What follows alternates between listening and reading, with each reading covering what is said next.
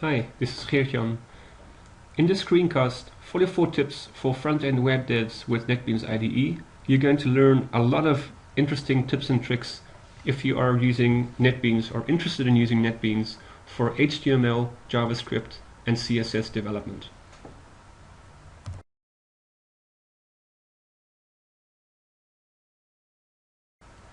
Tip number 1, get the correct download bundle.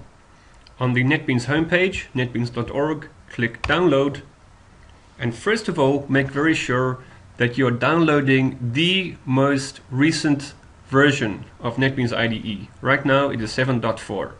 If you're downloading NetBeans for the first time, always download the most recent version, the newest version providing the newest features, 7.4. Secondly, make sure that you get the download bundle that you actually need. You don't need the old download bundle if all you are doing is HTML, JavaScript, and CSS. Instead, what you need is the HTML5 and PHP download bundle. This contains two technologies, HTML5 and PHP. You can see here when you hover over the information icon in the HTML5 row, HTML5 provides tools for developing HTML5 web applications and Cordova applications, both on the desktop as well as with iOS and Android devices. Includes HTML5 application project type, page inspector, visual CSS style editor, editor for HTML, JavaScript, CSS, Sass, and less, and a JavaScript debugger. You'll get tips and tricks for all of these in this screencast. Secondly, the PHP technology is also included in this bundle. We are not going to focus on this at all in this screencast. So, I click the download button and I'll see you again with the next tip.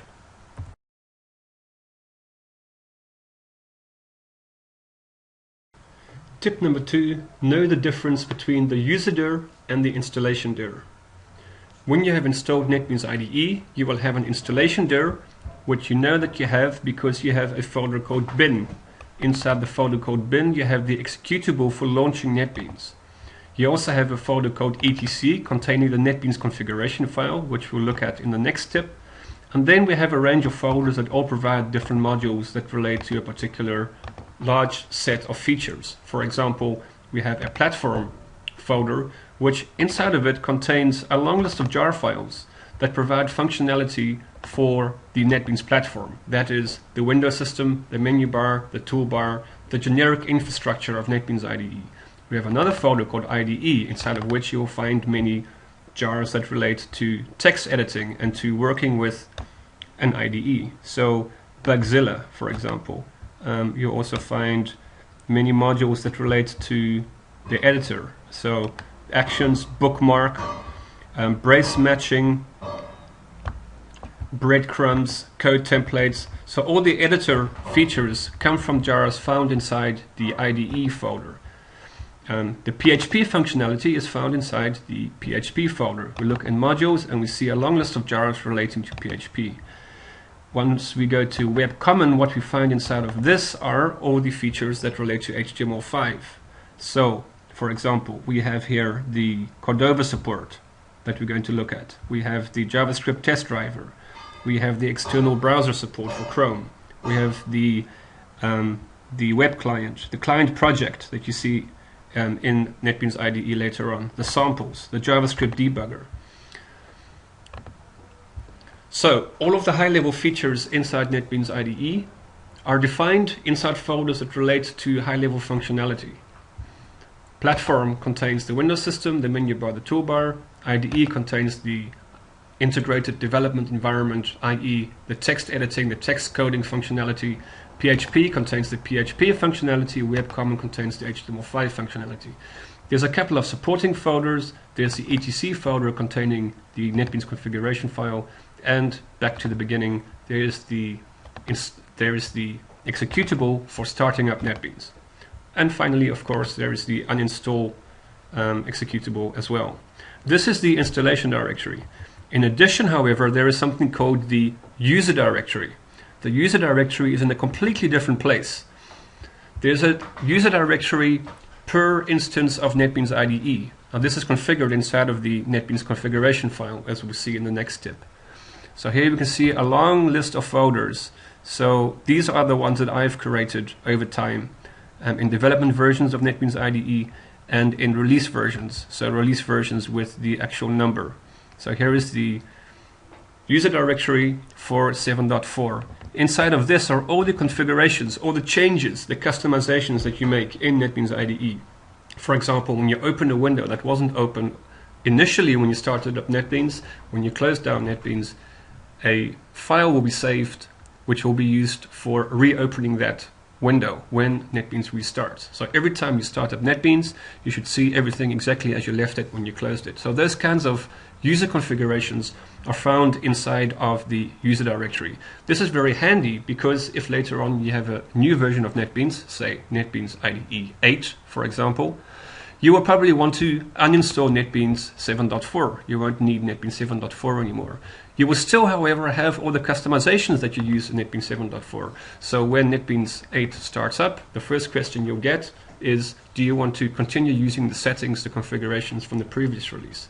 So by separating the user configuration from the installation directory, we make it possible for you to keep using customizations from already deleted installations of NetBeans.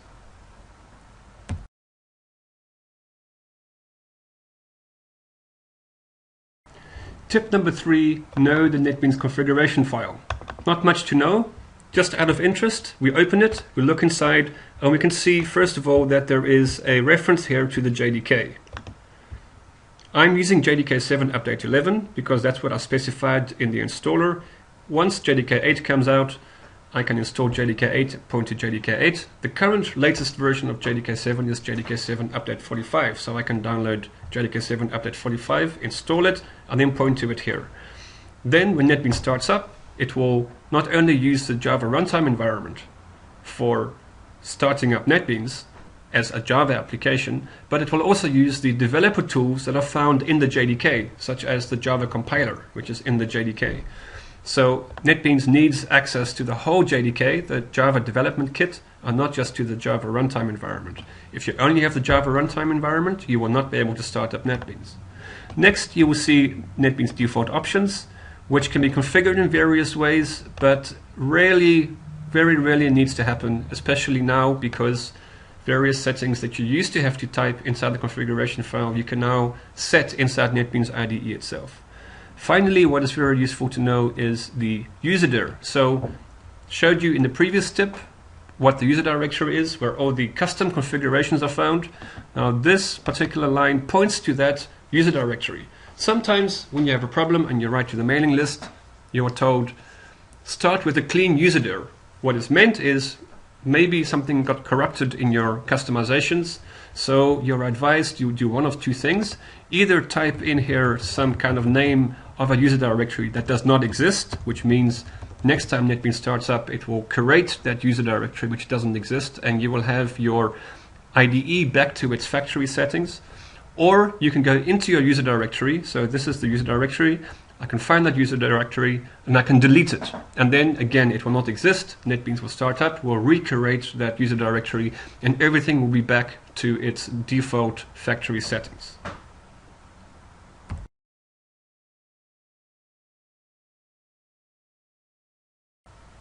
Tip number 4, know the NetBeans command line. So I'm in the command prompt.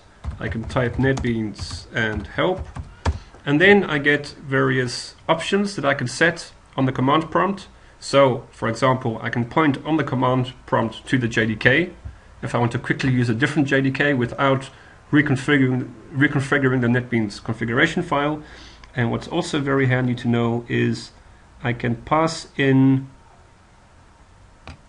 here open and file, so I can run on the command line.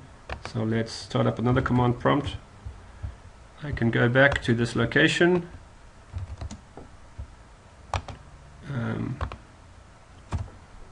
cd bin.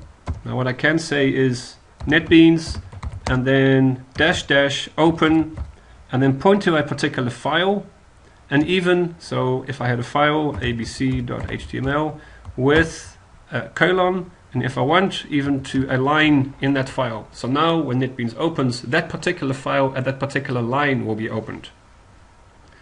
Other things worth looking at are look and feel. One of the settings that you don't really need to set via the configuration file or the command prompt anymore, because that can be set inside of NetBeans. The font size for the whole IDE can be set here. You can point to a specific user directory if you want to. If you don't like the splash screen, may have a very slight improvement in the startup speed, which is very fast anyway, so it doesn't make all that much difference. But it's just good to be aware that there are various settings on the command line that you might want to use.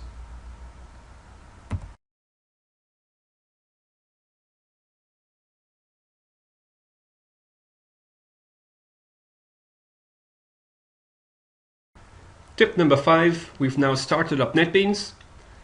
Understand the 5 ways of starting with HTML5 applications.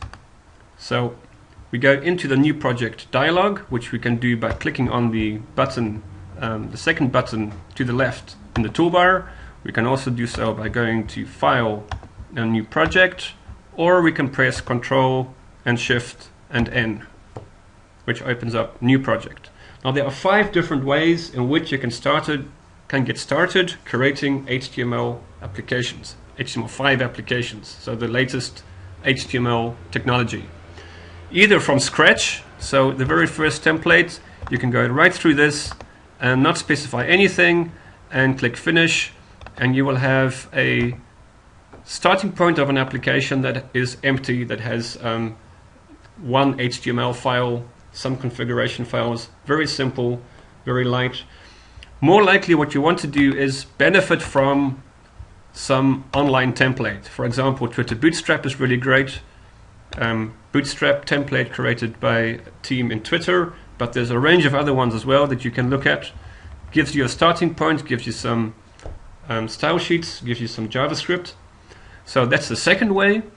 The third way is you can click Next here, and you can point to a template, which means a zip file or a URL to a zip file. So you can have on disk a zip file containing a folder with anything inside of it, or a whole range of folders. Point to that zip file and you can open it directly into NetBeans. The third way is from a folder on disk. So any folder on disk can be turned into a project in NetBeans. I can say HTML5 application with existing sources, click Next, point to any folder and say this is the root of my application, whatever it is, and then NetBeans will open that and you can edit the HTML and the JavaScript and the CSS inside of it. Finally, what you can do is you can go to the samples, and there's a whole range of samples in using a range of different online samples. So if you go to Google and you type in JavaScript tutorial or HTML5 tutorial, you'll find many of these there, and these are online tutorial source code for various JavaScript technologies: Ember, Backbone, jQuery, Angular, Knockout. So if you want to get started with one of these popular JavaScript frameworks, it's a good thing to start off with these examples, or use these as the starting point of your actual application itself.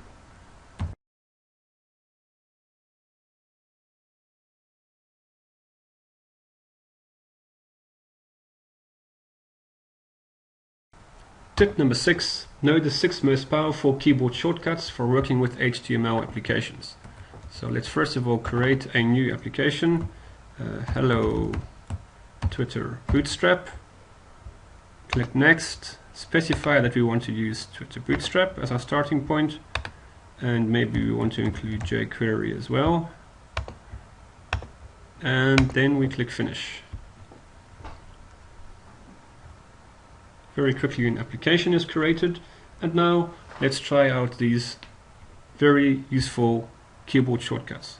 First of all, if I select something and there is something that the IDE wants to suggest to us, you can see that there is this yellow light bulb in the left in the sidebar.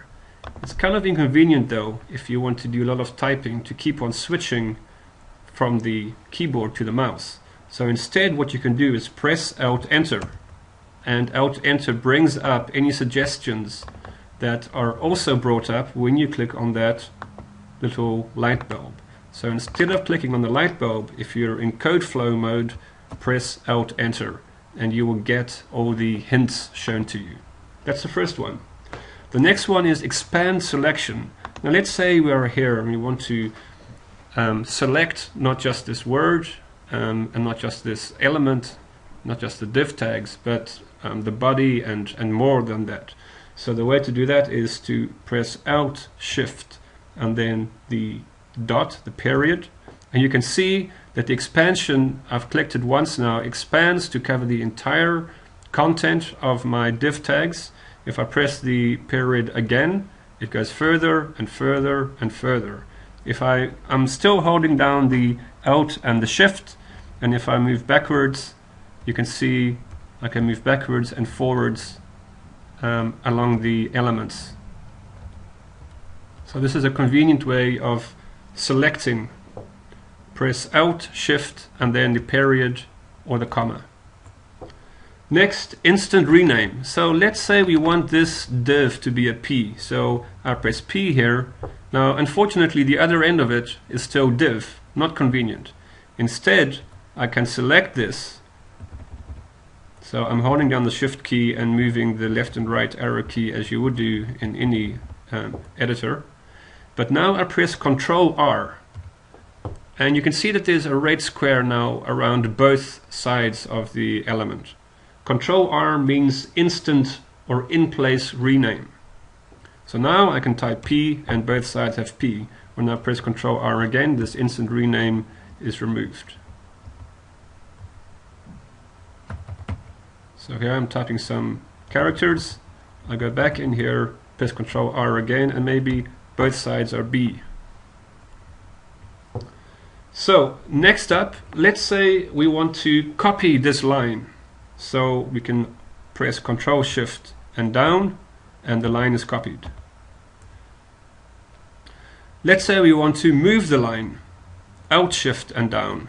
So I'm pressing Alt Shift and down. So moving up and down, Alt Shift up and down, Ctrl Shift up and down. I can select this. Oh, actually, let's go with Alt Shift and then period to select more of this. Okay, so now let's say for some reason we want to move this. So moving is Alt Shift up and down. So here you can see moving the whole section. Finally, Alt Insert. So I'm just going to remove all of this. Alt Insert brings up a code generator. Now, depending on what code generators are available, they'll be available once you press Alt Insert. An alternative way is to right click and to say Insert Code. Alt Insert. Alt Insert in this case brings up the generator for lorem ipsum text, which can also be quite useful as you're working through your code. Of course, note that these are keyboard shortcuts for Windows. If you're using Mac in particular, you're going to have to use different key combinations. The important thing is, via keyboard shortcuts, you can bring up the hints, you can expand and collapse selection, you can do in-place rename, you can copy selections and move selections up and down, and you can generate code, for example, lorem ipsum text.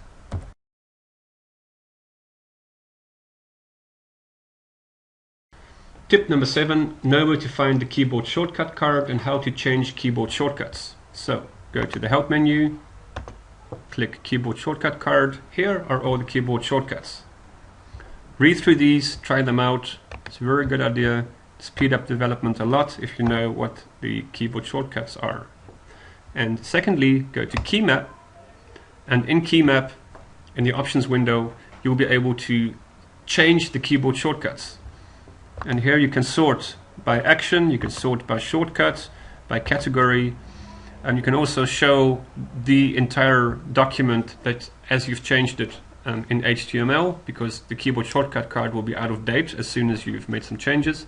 And also if you're familiar with a different IDE, different editor, you're able to switch to a different profile and use the keyboard shortcuts that you are familiar with.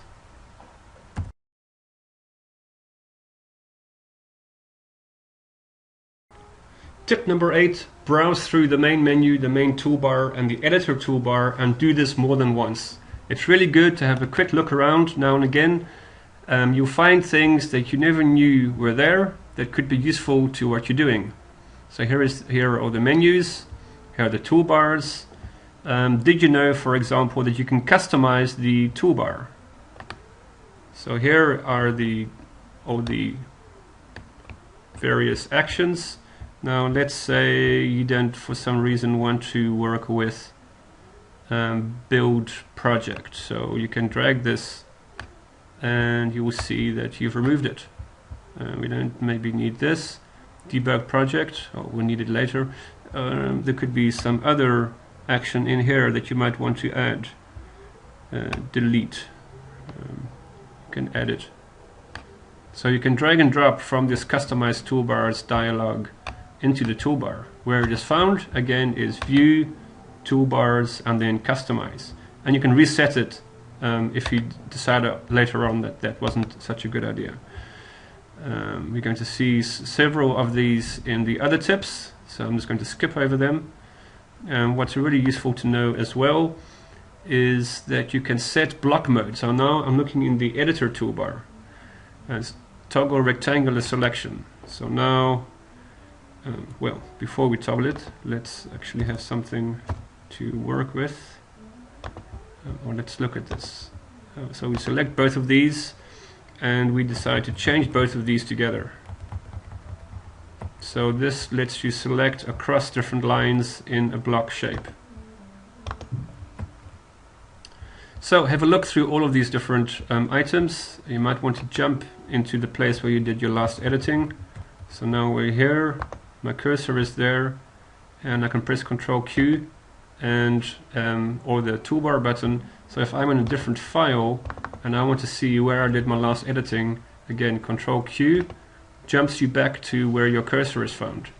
Also very useful when you're kind of getting confused in all the work that you're doing, opening many files, but where did you actually do your last bit of work? Ctrl Q will always bring you there, or this toolbar button. So whenever you start up NetBeans, a good tip is to take a look at the menus and toolbar buttons, and you'll always find things that you didn't know before were there that could be very useful to you.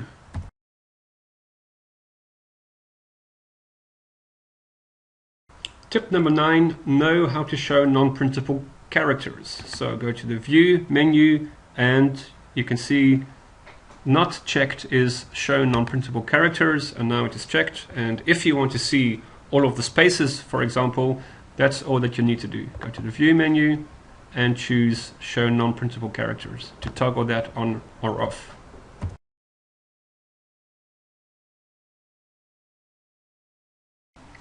Tip number 10, sometimes you might be coding in a particular file and you might like to know the context. Where is this file found in the context of the project that I'm working in? So go to View and then select Synchronize Editor with Views, and now as you can see Bootstrap Responsive is open, so it's selected there, and when I switch to Index I can see where it is found in the project. So now the two are synchronized. The reason why it's not switched on by default is that that has some performance overhead, but you can see that we're not actually noticing any of it. So if you want to keep the editor synchronized with the view, or not just this view, but also the view in the files window, that's what you need to do. Go to View and set Synchronize Editor with Views.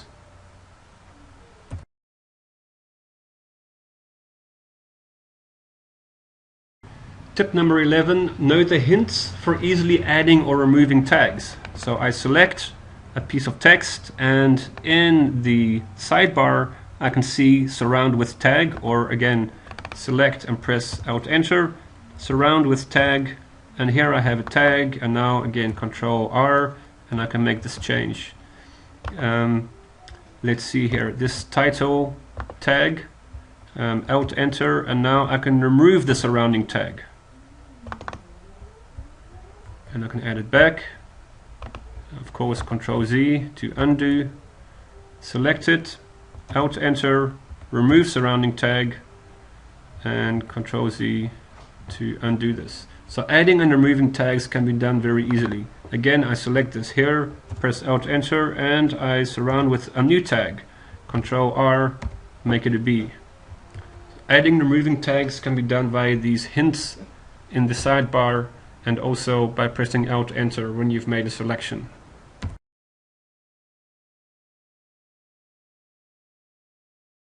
Tip number 12, install the Cheat Sheets plugin. On netbeans.org, go to the plugins portal and then type cheat and you will find the NetBeans Cheat Sheets plugin, and you can click download it here. Doesn't matter that it doesn't say NetBeans 7.4, works equally well in NetBeans 7.4. Then go to Tools, Plugins, download it, and then browse to the plugin that you've downloaded and you can install it. I already have it installed, which means I can say show code templates, and which means I can say show key bindings. So this gives me a very quick and easy view over all the code templates available for a particular MIME type directly in the IDE, instead of me having to go to the options window or some document I've printed out to see what the code templates and key bindings are.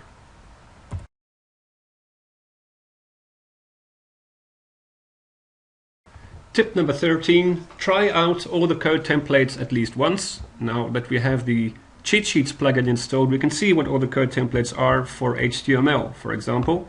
So we're in an HTML file. Here I type, thanks to seeing this here, abbreviation link, and I press tab and it resolves to a link. If I want to have a unordered list, I can see here I should type UL, I type UL and then tab and I have an unordered list. Similarly, an ordered list. So this is very convenient once you know what all of those different code templates are. So just try them all out once. So you can see here C and D. How often do you not need a div? So div is right here. Try out all the templates, not just for HTML of course, but also for JavaScript. So switch into a JavaScript file and try out all of these different templates and find the ones that you think is most interesting for the work that you're doing, and learn them and then use them, and that will really speed up development significantly.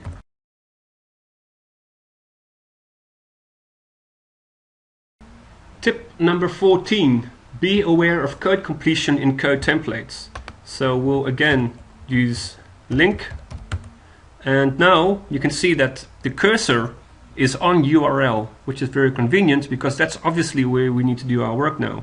I press Control Space and I can see, aha, here's the folder. I press Control Space again. Okay, here are the style sheets. So if you're doing any typing of references inside of your HTML or JavaScript or other code, you're probably not being as productive as you can be, because you can press Control Space and see what the IDE offers to complete, for example, an href or a source. So let's say we can see here as well that we can use SCR for script. So SCR, expand, and now here we see a source attribute. So I press Control Space and now I can point to my JavaScript. So again, very easily without doing any typing. So be aware of the code completion in the code templates, not so much in the code templates, but in the attributes and in the elements within your HTML and within the code in your JavaScript.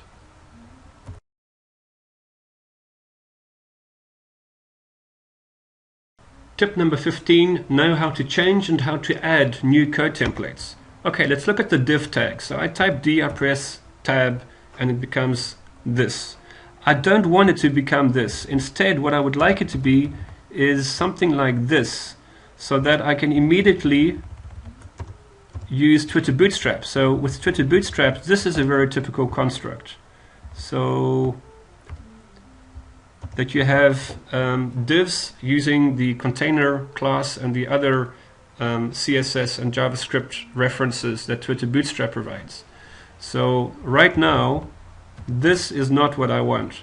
So what we can do is, I'll just copy this and go to Tools and Options, and here in the Editor tab is the Code Templates tab, and here is HTML, and here is the definition of D, and you can see that there are some variables: content, cursor. So what you're going to do is you're going to make this be like that, and we will put the cursor and the place where the content will be put directly like that. And notice the line break as well, very convenient for the next div that's going to go inside there. So now I click OK, and again I type D and I expand it, and you can see now I have the div how I would like it to be. So the next time I have a div, so content is not what you want container. So next time I have a div, D, so it's right inside there, so maybe I want navbar, right? Something from Twitter Bootstrap. And I can go in here again and type D. So this is much more convenient and really simplifies coding again significantly. So we've now changed one of the code templates, but similarly we can also add new ones. So we can click new here, which means we can type an abbreviation and then the expanded text. Also notice that you can change the expansion key. So instead of pressing tab, you could press enter or shift space.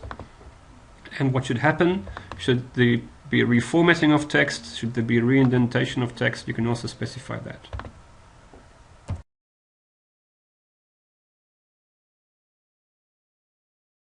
Tip number 16, install the Emmet plugin. The Emmet plugin really makes a difference in how quickly you can do your coding, especially something like this where you have many divs. Now, I've already installed the Emmet plugin, and I can see that because I have here Edit and Emmet for CSS, for HTML, numbers. There's a lot of additional functionality that you get from Emmet, which has its own little language. So for example, let's say div container, and then this forward arrow, and say again div nav bar. I happen to know the divs for Twitter Bootstrap for building up the navigation bar inner, and then we'll say div container. Let's already see what we get from this. So if I press now Ctrl-Alt-N, you can see that this is converted to a set of nested container tags. Ctrl-Z again, I'm back. And so now I type, let's for the moment close these guys. So now I type UL, and then this is going to be nav, and then again I'll say li times 5, and once I have li times 5 forward with the A for the href, so again Ctrl-Alt-N, or I can choose insert code, so Alt insert. So you can see here expand Emmet abbreviation, and look at this, what I get for this. Okay, so Ctrl-Z again to get back to this. So now what we would like is to also have some text. So let's say item, and then this is going to, for each instance, so each of the 5, I'm going to get a number. So Alt insert again, expand this, and there you can see item 1, 2, 3, 4, 5. Something else that we can do with this is I can say, okay, this is the within the first, this is the first element within the container tag. So here is the second element. So dev, and there is something called hero unit in Twitter Bootstrap. So hero unit and h1. So let's see again. So again, I'll press Ctrl-Alt-N. You can see here now that there's a nested within the main container tag a second. Now how would this look? Okay, so I'm going to delete this. I'm going to deploy this to the embedded browser.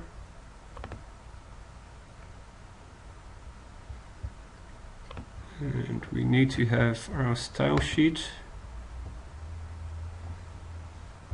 which we do.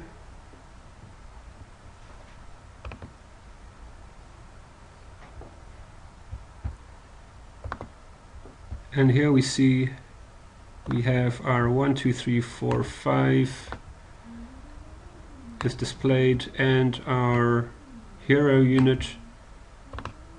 So let's again go back to what it was, H1, and then we'll put some text in there. So we rock. So the hero unit of Twitter Bootstrap is really for a marketing message. Control-Alt-N, save this, and so we have this text that we don't need. So Emmet really lets you speed up your coding if you know the little Emmet constructs, as you can see. And at the same time, you've seen the embedded browser in action, which doesn't show anything for Emmet, of course, but only for the expansion of Emmet. So I selected Control-Alt-N, or at the end of the line, Control-Alt-N, and it's converted. I save it, and the embedded browser shows me what's being created. Emmet, definitely try Emmet.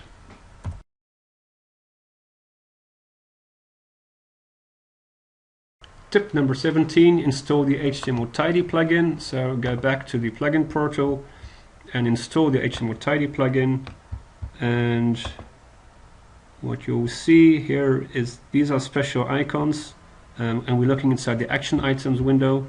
Special icons, which means these are messages from HTML-Tidy telling you that there are problems with the code. We'll look some more at the action items window later, but install HTML-Tidy, go to Window, Action Items, and you'll see any messages from HTML-Tidy in the current file, in the whole project. So the yellow ones are not from HTML-Tidy, those are just general NetBeans messages, but these are the HTML-Tidy messages, or in all open projects. And of course there's a filter, so you can specify whether, which of the available scanners you want to use for finding problems in your code. In this case, HTML-Tidy integration, very handy, of course.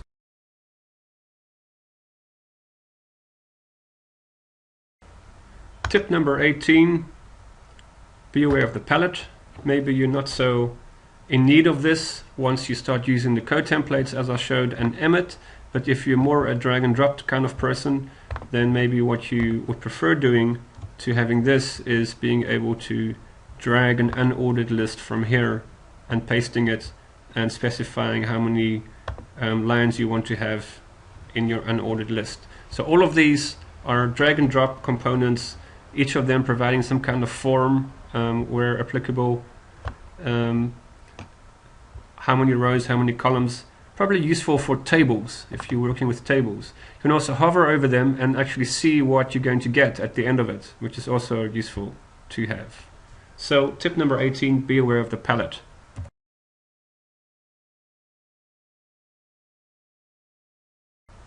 Tip number 19, be aware of the navigator, Control-7, so here you can see it in action for the current HTML file that's open. If I select an image, as I'm doing right now, the image is shown, and if I'm selecting some CSS, I can see the content of the CSS. If I have some JavaScript, I can see the content of the JavaScript in a structured view. So the navigator gives you a quick entry point into your code. Lets you examine what you've got, and by double clicking you can jump into the related item. So I double click on here, and what opens is the CSS file, the rules, everything is available here. Index is nice because you can see the JavaScript and the CSS and the HTML in separate categories, which is also quite useful. So structured views on your data, you can filter them here as well, show static methods and variables, show fields, show non-public members, So some filtering options are provided as well.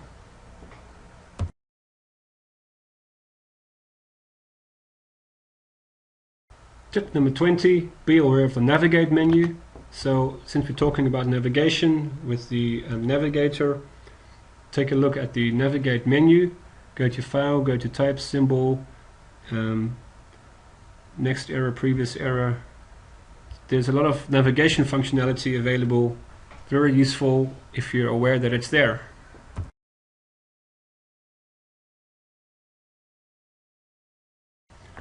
Tip number 21, be aware of the bookmarks window. So let's say we're in here and we want to keep a note of this place and we want to go back to it. We can press Ctrl-Shift-M and you can see here a small bookmark appears. Bookmark. And let's say we want to also inside Bootstrap.js be able to get back here very quickly. So Ctrl-Shift-M again.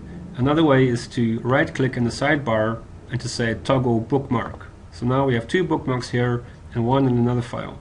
Now I can press Ctrl-Shift period to switch between them. As you can see here, Ctrl-Shift period moves forward, Ctrl-Shift comma moves backwards. Finally, as I'm going through this, you can see there's a final entry here which doesn't relate to a file, and this is the bookmarks window. So now we're inside the bookmarks window, and we can see in this preview pane on the right where our bookmark is actually found. And if we want, we can also rename this. So we could say marketing message. This is that marketing message. That's what we have marked over here. And here there might be something else that relates to it. So we can actually create our own navigation through all our projects. So multiple projects can be found in here, and you can switch from one file to another file, from one project to another project, at all the important points in those projects very easily. So the keyboard shortcuts here are Ctrl-Shift-M, Ctrl-Shift period, Ctrl-Shift comma, which you will notice are three keyboard keys that are found directly next to each other, which is also convenient. And with that, we've reached the end of part 1 of the 44 tips for front-end web devs.